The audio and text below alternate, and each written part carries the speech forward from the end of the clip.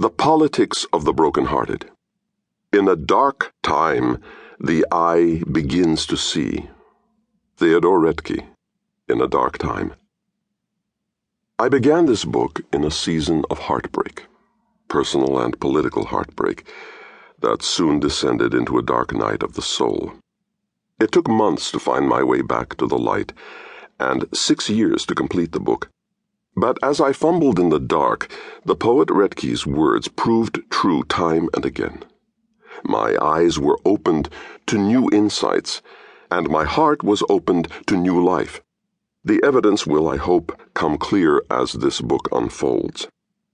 In 2004, I turned 65.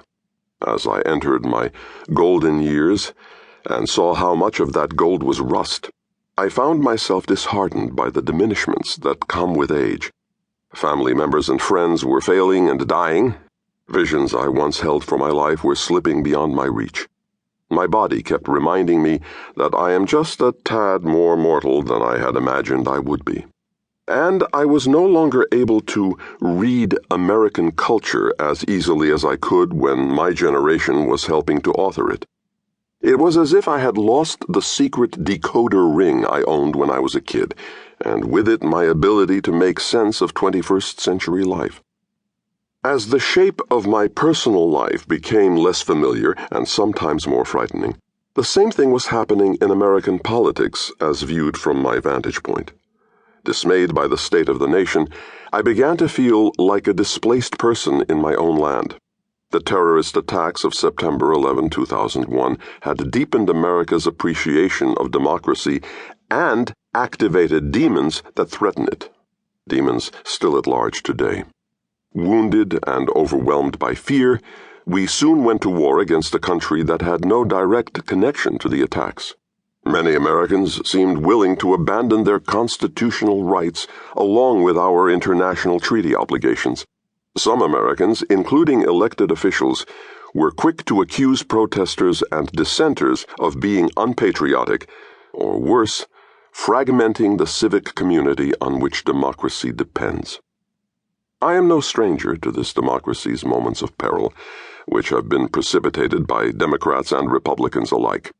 I lived through McCarthy's communist witch hunts, the pushback to the civil rights movement, the political assassinations of the 1960s, the burning of our cities, Vietnam, the Pentagon Papers, Watergate, the electoral debacle of 2000. I have witnessed the rapid erosion of the middle class and the growing power of big money, an oligarchy of wealth, to trump the will of the people.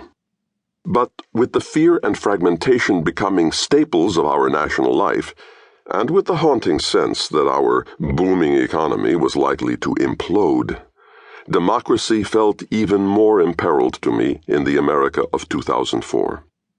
As our distrust of the other beyond our borders hardened, and we began making aliens of each other, a we that included me, I fell into a spiral of outrage and despair.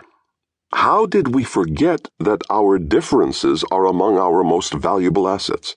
What happened to "we have nothing to fear but fear itself"? When will we learn that violence in the long run creates at least as many problems as it solves? Why do we not value life, every life, no matter whose or where? Or understand that the measure of national greatness is not only how successful the strong can be, but how well we support the weak. And where have we the people gone? We who have the power to reclaim democracy for its highest purposes, unless we allow ourselves to be divided and conquered by the enemy within and among us.